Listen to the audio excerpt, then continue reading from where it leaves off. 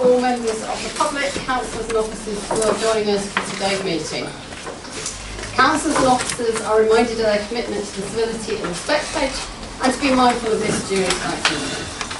Please be aware that the council is video recording this meeting, or the non-event part of this, and it will be loaded onto our YouTube channel. I'd like to highlight some key points of the meeting format. Please can I ask everyone to have their phones turned off or set to silent. The fire exits are down the doors, out of the chambers and down the external fire escapes or the main entrance where you entered the building through. In the event of a fire, do not use the lift. The assembly point is the Royal Mail Parcel Office on West Street. Please remain seated unless you're asked to speak or need to take a comfort break. The toilets are out in the corridor you entered through. Members of the public are invited to participate in the meeting with the key points as follows. Public participation is limited to 4 minutes per person, and as chair I will interject if needed to enforce this. I have my phone and I'm not afraid to use it. When the public participation agenda item is introduced, please raise your hand to show you wish to speak and I'll invite you to speak. If you're comfortable standing, please do so in order to ensure you can be heard across the room. You don't need to state your name if you start speaking if you don't wish to. I would ask that participants looking to leave the meeting and wait until the end of an agenda item in order to limit distraction for other participants.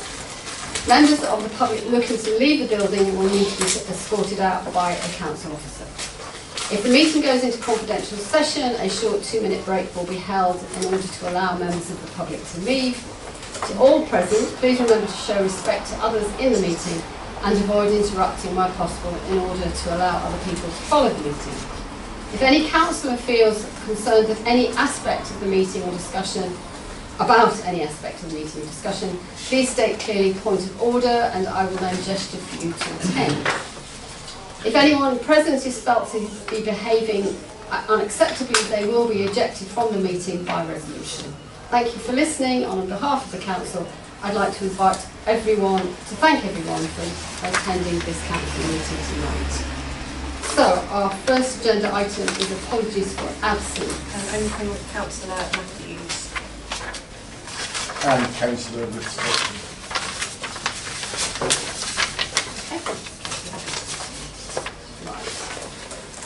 Agenda item 2, disclosure of interest. To deal with any disclosure by members of any disclosable pecuniary interests or interests other than pecuniary interests as defined under the Seaford Town Council Code of Conduct and the Localism Act 2011 in relation to matters on the agenda. Yep. Councillor Briscoe. An interest on item 11. Thank you. Put that noted? Okay. Right, item 3, public participation. To deal with any questions or brief representations from members of the public physically in the meeting room in accordance with relevant legislation and Seaford Town Council policy. Do we have any members of the public who wish to make a representation? Would you like to stand up? Thank you. Hi everybody. For those people that don't know me, I'm Keith Blackburn, Chairman of the Seaford Community Partnership. I'd just like to draw attention first of all to the context of the Cliff Gardens project. January 22 and January 24, full council, we had objectives were in those papers which were increase biodiversity and raise awareness of climate change, be an educational resource for Seaford and primary schools, involve residents as volunteers and sponsors, get better access for cyclists, pedestrians and the disabled, and also to encourage residents and visitors to support local businesses. This is a great project and which really is a benefit to the town at no cost to local taxpayers. It ticks many boxes. After much delay, we've obtained planning permission from Lewis District Council, unanimous I might point out. We've also had a stopping up order agreed after a public inquiry by a very professional inspector, and we've obtained funding for over £200,000 for this project. And every funder we went to, 3 of them, they all said yes, you can have the money you've asked for. So we've got an unusual position, Just a little bit about the Seaford Community Partnership. We were set up in 2004 to make Seaford a better place to live, relax and visit. And in addition to volunteers on the who are directors, we've always had Seaford Town Council directors. We've sometimes had Lewis District Councillors as directors, and sometimes the Chamber of Commerce. In all my contact with STC staff over the years, you'll be pleased to know they've always been busy, very busy in fact. You want me to do a dance to that? Hence, my approach has been to try to do as much as possible so that the officers do as little as possible. And that's gone through all the projects I've been involved with. The partnerships help Seaford Town Council deliver many projects. For example, planting lots of trees, creating a beach garden by Hardwick House, which we've maintained ever since, delivering the Gateway project with the seagulls on the footpath, which encourages people to go to the town centre and support local businesses, and also delivering the very successful show project, which was completely funded by sponsorship, over £80,000, and it was all done very quickly. I discovered earlier this year from searching the STC website that STC's financial procedures require the involvement of the town clerk and some councillors at different stages of the procurement process for large projects. And in working with STC for 15 years, that's never been drawn to my attention. And if I had been made aware of that requirement, I'd been only too glad. Somebody else could share the responsibility of going through all the papers and so on. So I would have no problem at all following that requirement if I'd known what it was. The Cliff Gardens I've also considered whether would it make a lot of difference if the town clerk and councillors were involved in the decision-making process. And the answer is a clear no. And the reason it's a clear no is that the issues, the value for money, and so on, were absolutely clear-cut. You would have been a plot not to have made the decision we made. Just briefly, the project, the Gardens project, is part of the bigger 2.2 million Ouse Valley climate change project, and I'm on the project board. So hence, I know the people who will be helping, assuming you agree that the National Park should be involved with the project. Finally, one sentence, I would also ask that Seaford Community Partnership have the pleasure of reading the Turner report. Thank you. Thank you very much for your contribution. Thank you. Right, we will move on to minutes. I see petitions number 4. In accordance with the Town Council petitions policy, a standard agenda item to facilitate public petitions being presented and noted by full council. Please note this will not prompt a discussion on the petition this meeting. Are there any public petitions? No? We'll then move on to item 5, minutes, and to note the following minutes, approving or not approving recommendations. I was wondering whether, does anyone have any particular comments about any of them? I was going to take them all together for the sake of time. Okay. So if we take 5.1, assets. Sorry, I've only just been given, the minutes for the 22nd of May meeting for the assets and facilities. And I'm not sure if this is the right minute. So I need to, before I tick this. The minutes that I sent you yesterday were for the 16th of July. I haven't read those ones okay. yet. Oh, yeah. So this is the 22nd and it mentions about the Seaford Street Market, but that was done in July, wasn't it? don't know what you've been given there. The 16th of July was. Okay, I'm going to opt not to tick this, mark this one at the moment. Okay. Right, okay, so shall we omit assets and facilities?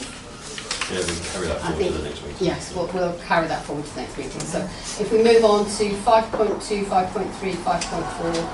and 5.5, I presume that it's 5.6 planning and highways. I think so. Are there any other comments about those? No? Can I have a proposer then for items 5.2 to 5.5, 5.6? Thank you, Councillor Duval. A seconder, please. Councillor Rutland. All those in favour? Thank you. Any against? Any abstentions? So with the reservation of 5.1, everything is approved, and we will be looking and bringing forward 5.2 to the next full We'll council bring it forward to meeting. the next full council once we've cleared up Right. what that is. Okay, thank you. Right, moving on to item 6, declaration of acceptance of office. We note Councillor Dunn is with us. Have we had a declaration received, Town Clerk? We have, yeah. Councillor Dunn has signed the declaration of acceptance of office, as is needed. Thank you. Welcome, Councillor Dunn. Thank you. Welcome back. Welcome back indeed. Right, okay, moving on. Right, item 7, Town Council debit card request.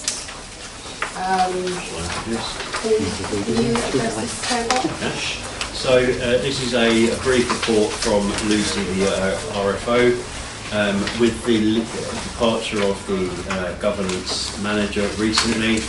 We have a shortage of officers in the office who have access to a debit card to enable spend that needs to be spent. And so the proposal here is for the Community Engagement and Democratic Services Manager to also be issued with a debit card so that we have resilience and coverage in the office for periods of absence, sickness and so on. And I'll invite any questions. Anyone, any queries, any details? Councillor Gorman. Yeah, so 2.2b says it's subject to a daily transaction limit of £500 with a maximum policy limit of £1,000. Can you clarify the express meaning of what it is? Because it looks like it's £500 is a daily limit, but it can be £1,000. You know the answer? No, I don't know. Sorry, I don't know. Without Lucy here to ask, I don't know what that means exactly. My understanding is that Is it perhaps the limit on the card per spend per day is £1,000? That's what normally happens. yeah, maybe it's a single transaction £500 and a maximum daily limit of £1,000. Normally Maybe happens. that's what it means. I don't know, I'm not. Guessing, I don't know the answer. So. I think it means that you can't spend more than £500 on that particular card, and our policy is 1,000, so there's no chance we break the policy by passing this. That's what I'm saying. Makes sense. I think it would be useful to have clarification. I can take it back and get the clarification. Yes, okay. Anything else? Any other questions or comments before we move to a vote? Okay. So can I have a proposer for this item, please, item 7? Councillor Adeniji, a seconder. Councillor Lord, those in... Sorry, we can't approve something we're not happy. Councillor Barman's point needs to be addressed before we can vote on it, shall we? Not at all. I think Yes. I feel comfortable voting on this, subject to clarification Yes. as to what that means. Yes. So if need, I can propose an amendment. I was going to say, if we had an amendment, Yes, would you like to I propose propose an an amendment amendment? that we approve it subject to clarification as to what 2.2 Right. B means. Okay. Accepted. Can I have a seconder Yep. for that amendment? Yep.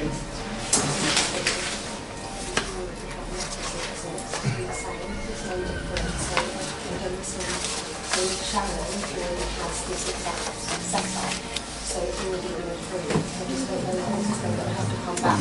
It is already, I know what's being said, but we already have an office service on that exact setup. So it's standard. If it's approved subject to us coming back, then we can come back and explain what it means to councillors. Yes, the next one. Yeah. Councillor Bristow. Thanks, Councillor Willis. Being cursed with the Wi-Fi, I've actually looked up the policy and I found what I think is the relevant section, which is the purchase ordering payment for goods and services policy 2022, which I think is Can you quoted just in that. speak up a little bit? Sorry, I do apologise, I'm trying to read at the same time. So in section 12 is use of council debit cards, and 12.4 says the financial limit of each issued debit card shall not exceed £1,000. Upon being issued a debit card, the manager shall be advised of their individual limit. So I would read that as we've got a £1,000 in the policy, but the limit which we're discussing today per day is 500. That's what I would understand from this. I'm obviously not the RFO. Yeah, That's reading the we've had policy. we've had clarification, so I think that sorts matters out. Councillor Duba. Sorry, I've just had another thought. £500 a day, do we need to limit the number of days? Otherwise they could do £500 every day forever.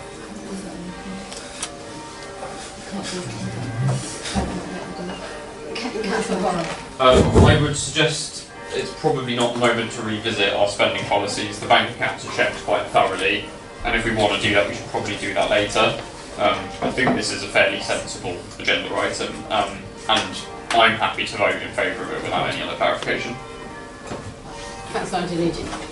Thank you, Chair. I do concur. I don't think there's any point reinventing it. My understanding is that this card is already in existence. What we simply do is approving it being issued to a number of staff. So I feel very comfortable on that basis to support the motion. However you want it worded, whether to work without the clarification, well, I'm here. Thank you. And I think we've had the clarification in terms of facts, so I don't think we need an amendment. Councillor Lord, are you happy to? Yes, Chair, thank you. To second the motion? I am indeed. Thank you. So, subject to that, are you happy to, those in favour of the proposal? Thank you. Any against? Any abstentions? No. Thank you. So that is passed. Right, agenda item 8. This is about bank signatory changes. So this is another minor adjustment because of George's Thank you. Chair, yes, similarly, this is precipitated by the fact that the governance and policy office has left, and the proposal is to add my name on as a third authorised person / signatory as per the paper, and I welcome any questions. Right, councillors, any concerns, any details you'd like to clarify by the town clerk? Seems to accept for me. No? Okay. Or shall we move to, someone like? I'm just going to propose some. Right, would you like to propose Councillor Bristow, second, seconder, Councillor Horrow, all those in favour? Okay, any against? Any abstentions? No, so that is passed as well.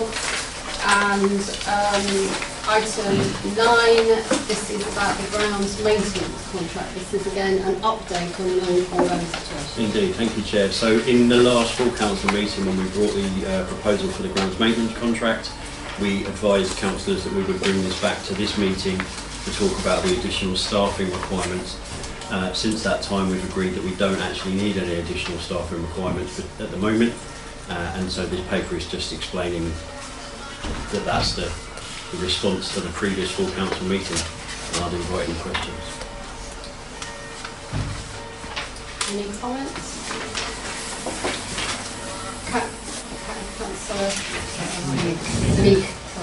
Thank you, Chair.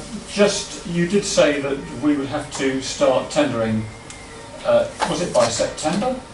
In which case, presumably that's going to take some officer time, but I guess the officer is fine with that. But I'm just wondering, when we go out, can one make some suggestions as to who to suggest we could offer the tender to, or to Is that a way to do it, or do we just generally publicise it and people have to take up the tender as it is advertised? Okay, so to answer the two questions, the work to spec out what we want in the tender has already begun weeks ago after the full council meeting, and the project and facilities officer has been working with the asset operations and facilities manager, meeting with the various stakeholders at the Salts, the Crouch and other places to start putting together the spec of what we need the contract to provide us. She's also met with advisors in procurement process for Lewis District Council, and other work has gone on to get us ready for a position that we can go out to tender. And in answer to the second question, we publicise the tender on the Contracts Finder, which is a government website, and we'll also publicise it on our own website, but we can't specify chosen people to go to. It has to be open market. Sure. Okay. Hopefully that answers those Thank you. questions. Yeah, sure. Councillor Marco? Yeah, thank you. Just wanted to thank officers for accommodating this piece of work. I think it's really important that we recognise that now that we're coming up to full complement of our staff, we have got now the flexibility to do this type of work in-house, and we're able to manage new projects without actually worrying about having to go out to external people or anything else, and it just proves that our decisions for expanding our workforce were the right decisions, and this is now working for us, and this is a nice, lovely example of that happening. Thank you. Yeah. Councillor Sturton? Thank you, Madam Mayor. I'd like to follow Councillor Markwell on complimenting officers on this piece of work, and I'd like to just express a view about what an important piece of work this is. There was a paper way back in the 1990s, now or early 2000s, by Patrick Dunleavy, and I can't remember the title of it, but the subtitle was something like, "Can Public Services Be Best in World?" And it was pointing out that in the attempt to get best value in terms by contracting out public services was actually leading to a situation where what you were getting was global, even public service providers, the Veolas of this world, whatever, whereas local authorities were not similarly scalable. Now we in Seaford have kind of been, so they were increasingly outgunned by the global public service provider. And we in Seaford have been hit by kind of a double whammy, because we've also outsourced not only have we lost our capacity to deliver public services, we've also outsourced our capacity to contract for them to Lewis District Council. And that's the double whammy, and that, as a result, we've lost a lot of our capacity, and that's a lot of our resilience here in Seaford. So I really welcome, more than I think I can express in words, the fact that we're never going to get the ability to deliver public services back in-house, really. But getting the contracting capacity back, I think, is a really, really, really important step. And I want to commend all officers, and I think I want to commend Steve in particular, whose leadership I think has been involved in this. So no doubt continue from there. Nonetheless. It's a team effort. Thank you. Here. Yeah, Okay. Any further comments on? Okay. So we are recommended to note the contents of this report. And I have a proposer, please, Councillor Rutland, and a seconder, Councillor Sturton. All those in favour? That's pretty unanimous. Any against? Any abstentions? So that's passed unanimously as well. Right, thank you very much. Right, we now move to exclusion of the press and public. So we will move that in accordance with the Public Bodies Admission to Meetings Act 1960, press and public be excluded from the meeting during the discussion on the next item of business for the reasons set out below. The resolutions will be recorded publicly in the minutes of the meeting. The proper officer considers that the discussion of the following items is likely to disclose exempt information as defined in the Local Government Act 1972 and data protection legislation, and may therefore need to take place in private session. The exempt information reasons are given alongside each item below. And furthermore, in relation to paragraph 10 of Schedule 12A, it is considered that the public interest in maintaining exemption outweighs the public interest in disclosing the information. So, do I have a proposer for exemption for item 10? Councillor Porro, seconder, Councillor Walrover. Thank you. All those in favour? Thank you. Any against? Councillor Duba. Any abstentions?